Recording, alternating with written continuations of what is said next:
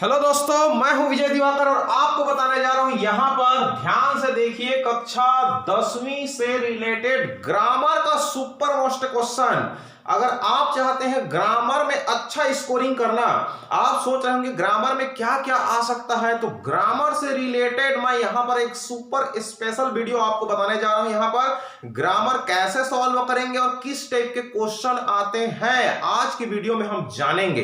तो बिल्कुल शुरू से लेकर आखिरी तक आप लोग ध्यान से देखिए। अगर आप चाहते हैं ग्रामर की तैयारी अच्छे से हो आपका इंग्लिश का, तो इंग्लिश ग्रामर में किस टाइप के क्वेश्चन आते हैं और उसको कैसे बनाते हैं, कैसे सॉल्व करना है, उसको टेक्निक क्या है, मैं रूल्स भी बताऊंगा और सॉल्व करके भी बताऊंगा और क्वेश्चन भी बताऊंगा। और ये सुपर मोस्ट एमपी क्वेश्चन है ग्रामर का, तो ध्यान से देखिए प्यारे बच्चों। यहां पर super most MP question English grammar for board exam for class 10। Question number first, do as directed. Do as directed का अर्थ होता है जैसा डायरेक्शन दिया जाता है, जैसा आपको निर्देश दिया जाएगा, कमांड दिया जाएगा, वैसी आपको करना है। तो इस सभी क्वेश्चन के बगल में यहां पर आपको डायरेक्शन दे दिया गया है। इसी डायरेक्शन के आधार पर आपको इसको सॉल्व करना है। तो ये जो 6 क्वेश्चन है, मैं इसको सबसे पहले आप लोग के सामने सॉल्व करता हूं बिल्कुल सरल अंदाज में आपकी भाषा में, ताकि आपको अच्छे से समझ में आ जाए। यहां पर मैं फुल इंग्लिश नहीं मारने वाला हूं, क्योंकि अगर full English to English talking करूंगा तो आपको समझ नहीं आएगा। इसलिए अच्छा है आपकी ही भाषा में, एकदम सरल सी जुबानी भाषा में आप ध्यान से इसको समझिए। सबसे पहला है, she does her homework. She does her homework को करना क्या है, तो यहां लिखा है चेंज इनटू इंटरोगेटिव।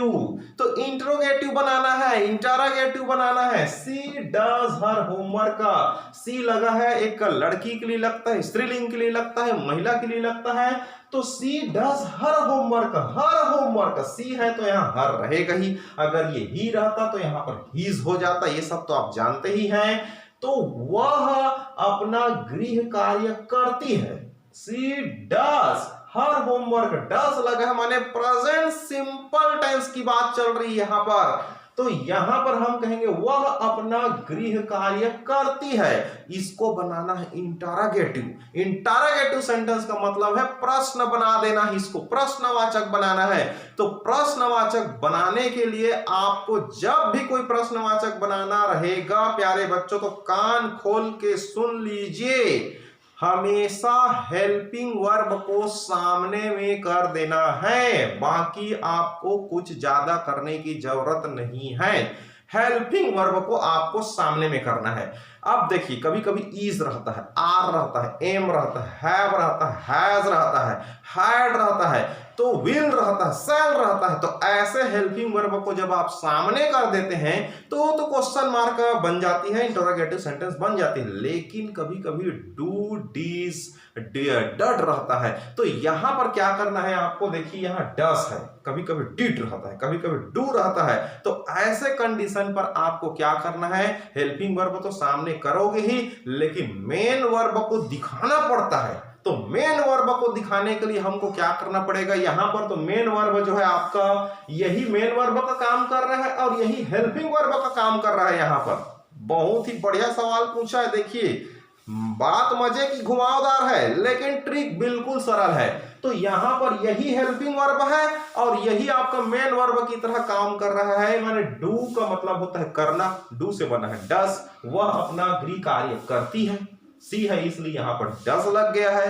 तो यहां पर डस को तो सामने करेंगे ही, लेकिन उसके बाद मेन वर्ब फिर कहां से टपकाओगे, तो मेन वर्ब आपको फिर दिखाना पड़ेगा। तो मेन वर्ब यही काम करेगा, तो डस फिर नहीं लगाना है आपको, फिर डू लगाना पड़ेगा, उसका फर्स्ट फॉर्म में लगाना पड़ेगा आपको वहां पर। तो सबसे पहले देखिए डस को मैं यहां पर सामने करता हूं, इसका आंसर बना रहा हूं। ये हो गया आपका डस। डस के बाद फिर लिखूंगा यहां पर सी, ये सब्जेक्ट, डस सामने है, डस सी। अब यहां पर मेरे को मेन वर्ब दिखाना पड़ेगा, तो इसके लिए इसका मेन वर्ब यहां पर डू निकल के आएगा डस का। फिर उसके बाद पूरा पूरा उतार देना है आपको, कुछ नहीं करना है, हर होमवर्क का बस। उसके बाद क्वेश्चन मार्क लगाना ना भूले, नहीं तो नंबर कट जाएगा।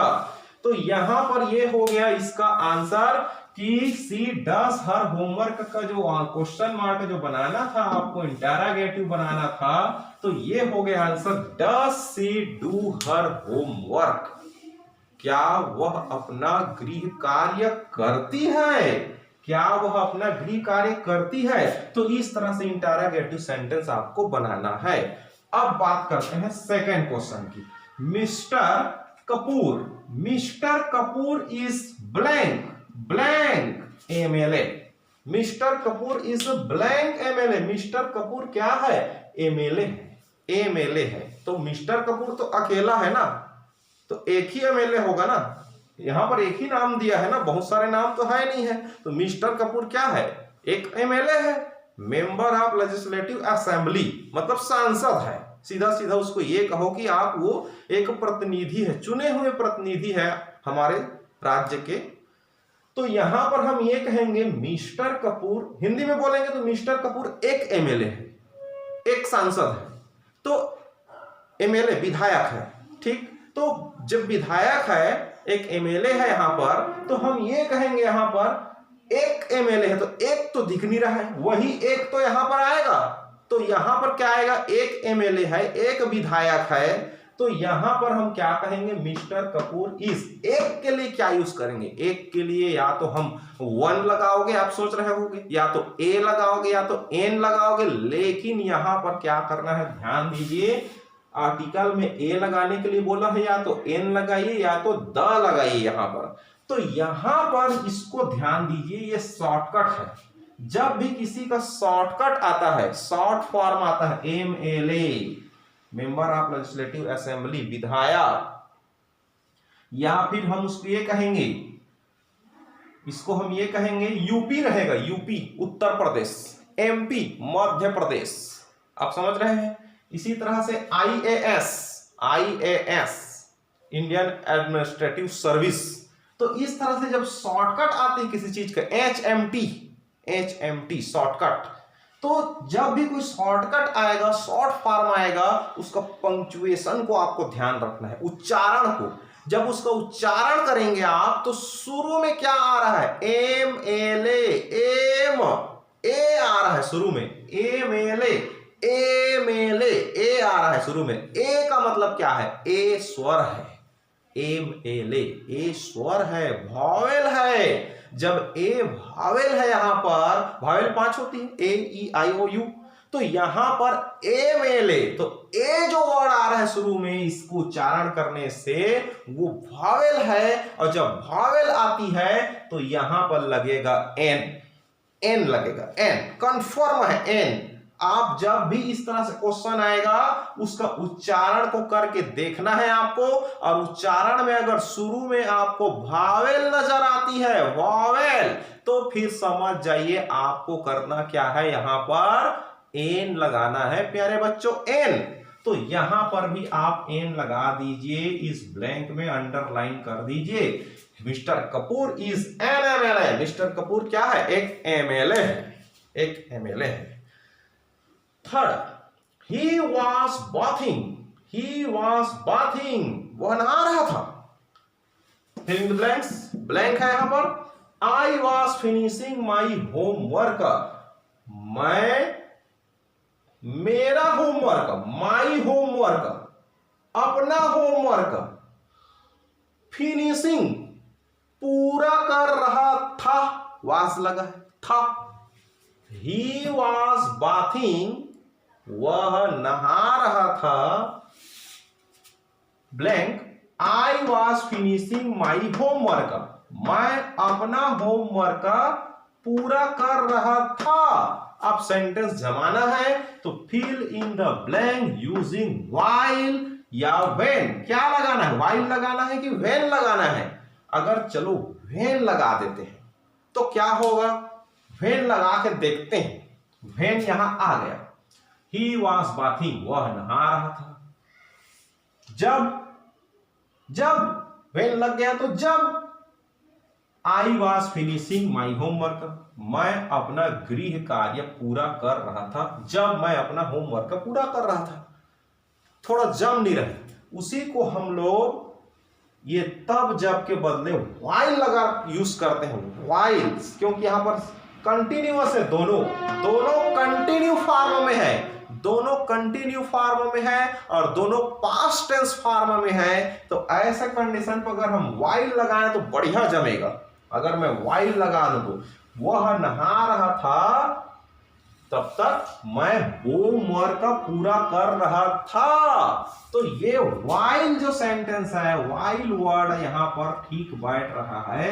तो प्यारे बच्चों, ऐसे कंडीशन में आपको वाइल लगाना है। अब चलिए चौथा ध्यान दीजिए। चौथा क्वेश्चन है, I get up early in the morning. I get up early in the morning, मैं जल्दी सुबह उठता हूं।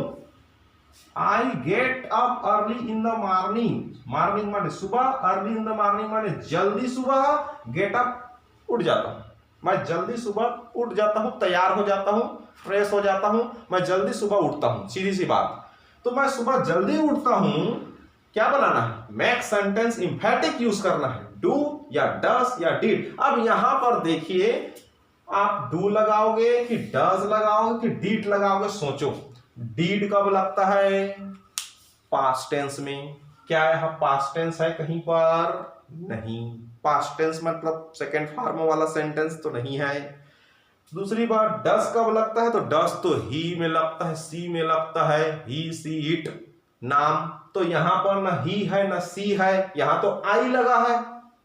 तो फिर ये डस और डिड का रोल खत्म। ये तो सिंपल प्रेजेंट में है, मैं सुबह जल्दी उठता हूं, प्रेजेंट सिंपल टेंस। और प्रेजेंट सिंपल टेंस में अगर आपको हेल्पिंग वर्ब दिखाना है यहां पर, तो ये हेल्पिंग वर्ब दिख रहा है डू, जो सिंपल प्रेजेंट टेंस में यूज होता है। डस तो ही सी में लगता है, ही सी नहीं है।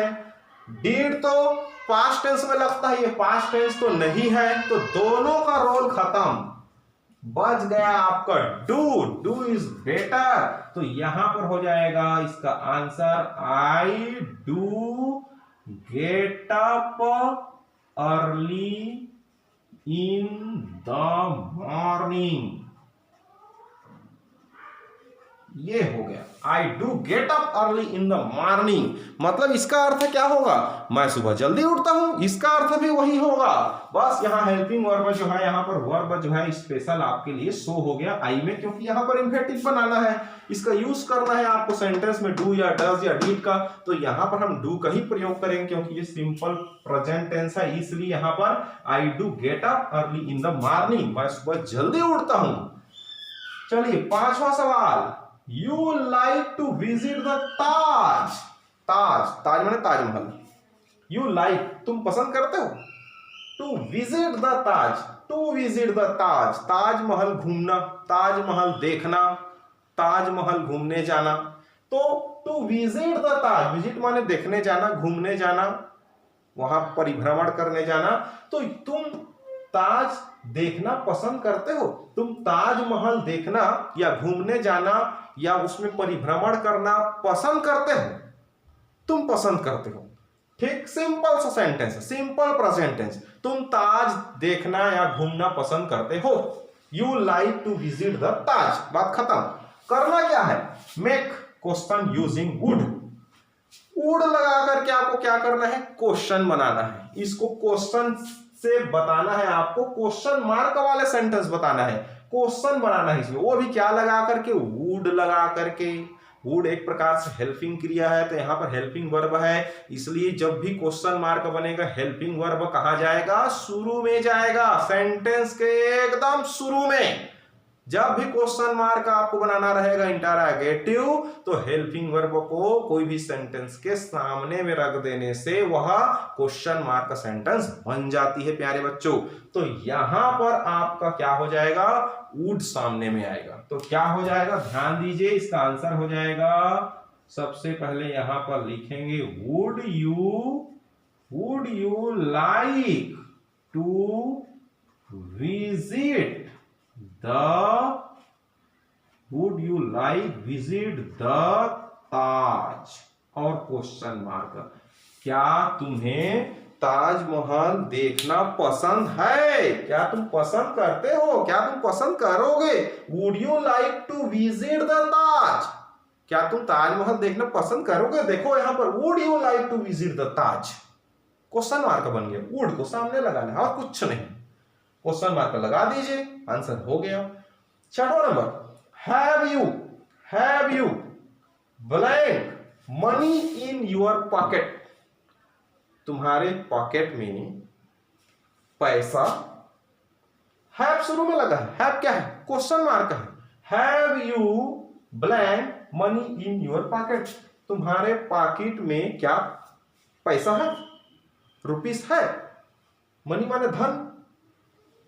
क्या तुम्हारे पॉकेट में पैसा है? इतने का हो रहा है, लेकिन यहां ब्लैंक की वजह से सेंटेंस जम नहीं रहा है। तो सेंटेंस को आपको जमाना है तो हम उसको हिंदी में कैसे कहेंगे? किसी को पूछेंगे तो तुम्हारे जेब में क्या कुछ पैसे हैं? क्या तुम्हारे जेब में कुछ पैसा है? क्या तुम्हारे जेब में कुछ रुपया है? क्या तुम्हारे जेब में कुछ धन है, कुछ मनी है? ऐसे बोलेंगे तो कुछ शब्द लगाएंगे। कुछ रुपया है क्या तुम्हारे पास? क्या तुम्हारे जेब में कुछ रुपया है? क्या तुम्हारे जेब में कुछ पैसे हैं? तो यहां कुछ वर्ड लगेगा। तो यहां पर बोल रहे हैं, फील करो, सम या एनी। सम माने कुछ और एनी माने कोई। तो एनी मनी अगर मैं लगा दूं तो क्या तुम्हारे जेब में कोई पैसा है?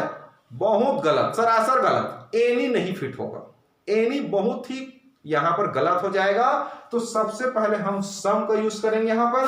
क्या तुम्हारे जेब में कुछ मनी है? Have you some money in your pocket? Some money, ये बहुत बेहतरीन आंसर। तो इस तरह से प्यारे बच्चों आप लोग को क्वेश्चन आएगा ग्रामर में, ऐसी आप लोग को डील करना है। आप लोग देखते रहिए, ये क्वेश्चन का ग्रामर का ये पार्ट 1 है। इसके बाद मैं पार्ट 2 आप लोग को बताऊंगा, ये पार्ट फर्स्ट है। और पार्ट फर्स्ट के बाद अब आपको मिलेगा पार्ट सेकंड, कुछ पलों के बाद पार्ट थर्ड मिलेगा। इस तरह से ग्रामर का सिलसिला चालू हो गया। आप लोग देखते रहिए, इस तरह के ग्रामर जो है परीक्षा में पूछे जाते हैं। और मैंने टेक्निक भी बताया आप लोग को, सॉल्व करके आप लोग जरूर देखिए, तैयारी होगा, कुछ तो फायदा मिलेगा प्यारे बच्चों। और अपने मित्रों को भी फॉरवर्ड कीजिए। और कम से कम अगर आपको समझ में आया होगा थोड़ा मोड़ा, भगवान के ऊपर अगर विश्वास है आप लोग को, तो कम से कम एक लाइक कर दीजिए।